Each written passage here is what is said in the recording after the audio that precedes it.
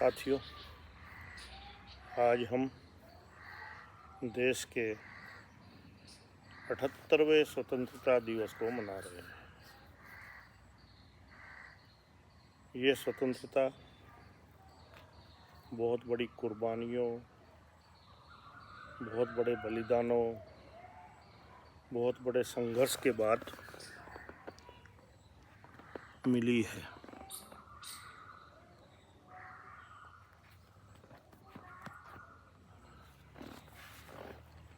हमारे पूर्वजों ने इसके लिए इतनी कुर्बानियाँ दी कि हम आज की पीढ़ी में, आज के टाइम में उसको सोच भी नहीं सकते।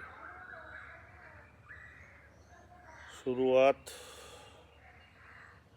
अंग्रेज व्यापारी यहाँ पर आए, मुग़लों से उन्होंने व्यापार करने की अनुमति ली मुग़ल काल में,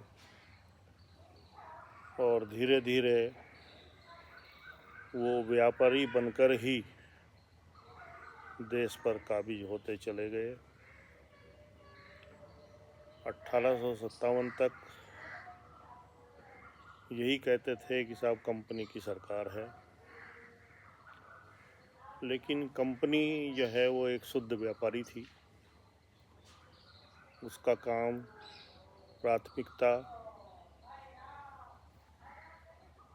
आर्थिक दोहन ही था। आर्थिक दोहन करते करते उस सरकार ने सामाजिक मामलों में भी दखल देना शुरू कर दिया था, लेकिन वो फिर भी उनका मूल उद्देश्य आर्थिक दोहन ही था। और इस आर्थिक दोहन के खिलाफ, इस कहिए कि लगान वसूली के खिलाफ किसानों ने विद्रोह करना आरंभ कर दिया था। सबसे पहले 1822 में कुंजा बहादुरपुर से राजा विजय सिंह ने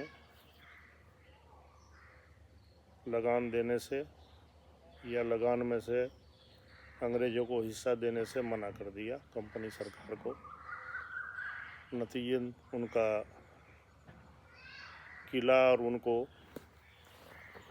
किला ध्वस्त कर दिया गया और उनको मार करके उनका सिर जो है वो देहरादून की जेल में लटका दिया गया।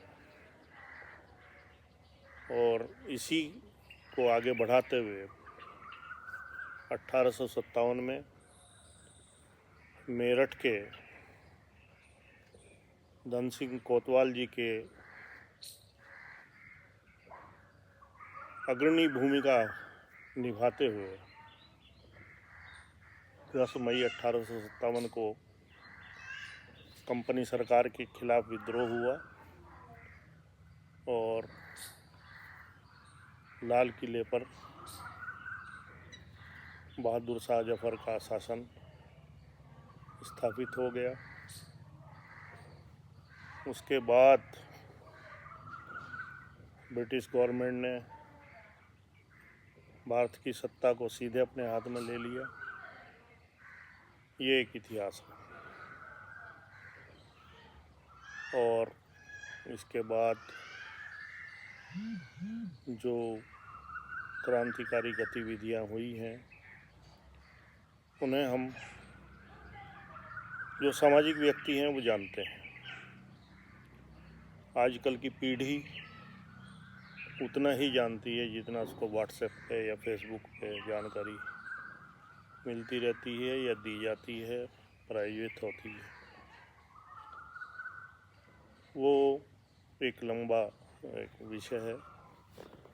असली बात यह है कि 1947 में जब देश आज़ाद हुआ तो क्या हम भी आज़ाद हुए? ये विचारणीय विषय है। देश ये सही है कि नागरिकों से ही होता है। देश के नागरिक भी आज़ाद हुए,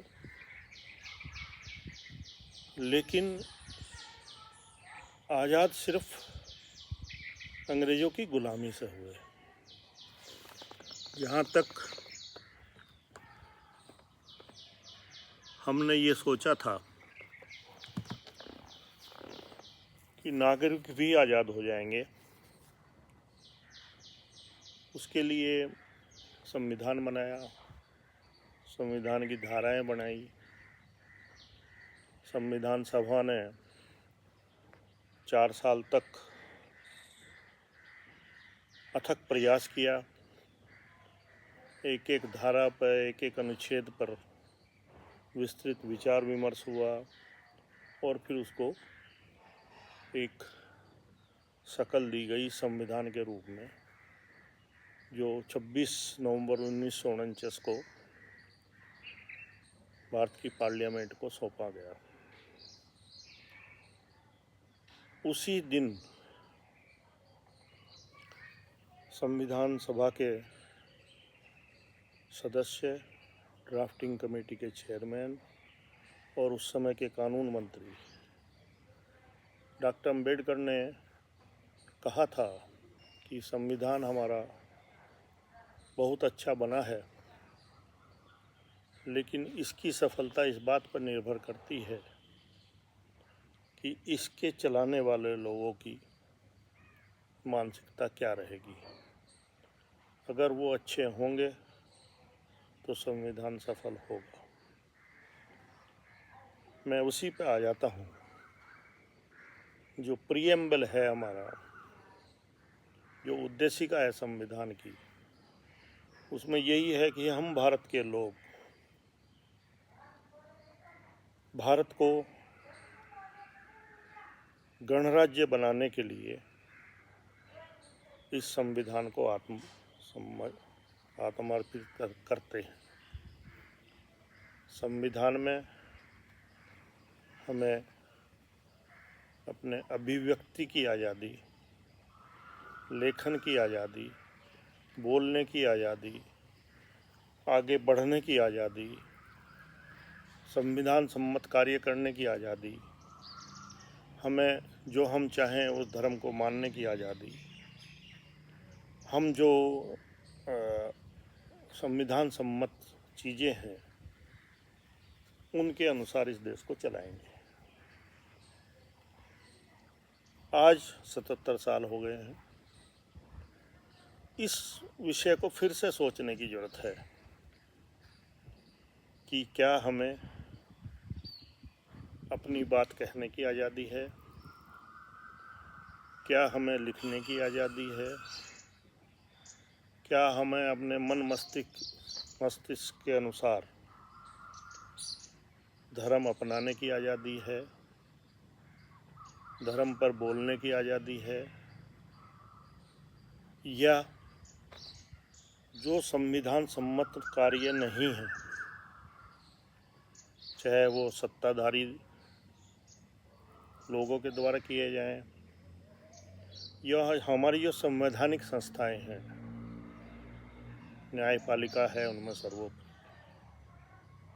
क्या उसके ऐसे संवैधानिक निर्णयों पर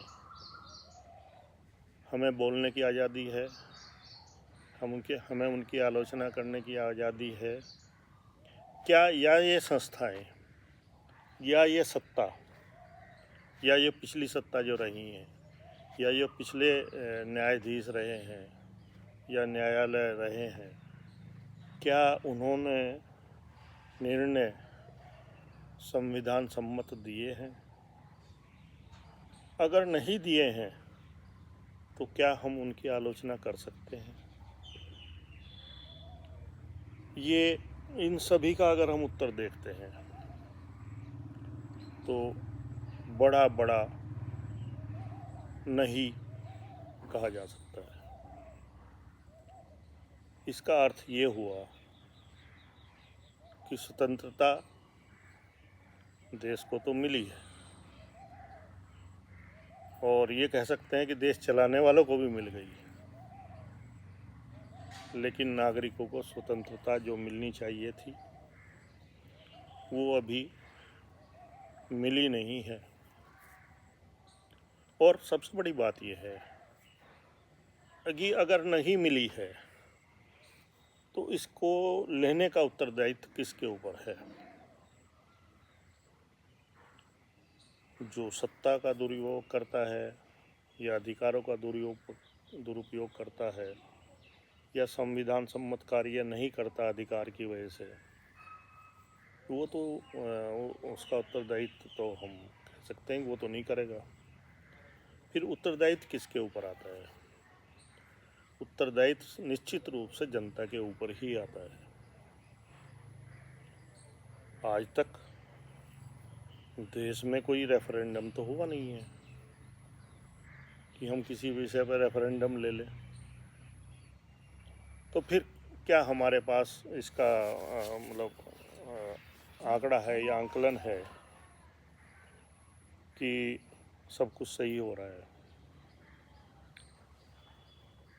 निश्चित रूप से जो राज सत्ता में है या जनप्रतिनिधि हैं वो तो यही कहेंगे कि ठीक है साहब, वोट से अधिकार वोट से तय होता है। वोट में भी अगर हम अब तक के 70 साल के या पिछले 50 साल के आंकड़े अगर देखते हैं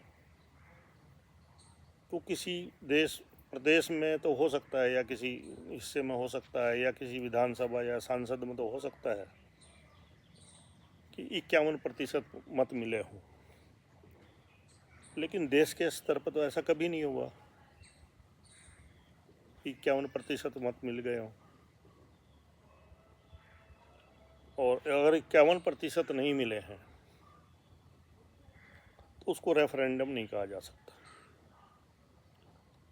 हमारे संविधान में जो व्यवस्था है कि भाई जो जिसको ज़्यादा मत मिलेंगे उस क्षेत्र में या विधानसभा में या सांसद में या जो भी प्रधानी के चुनाव में या जिला पंचायत के चुनाव में वो विजेता घोषित होगा।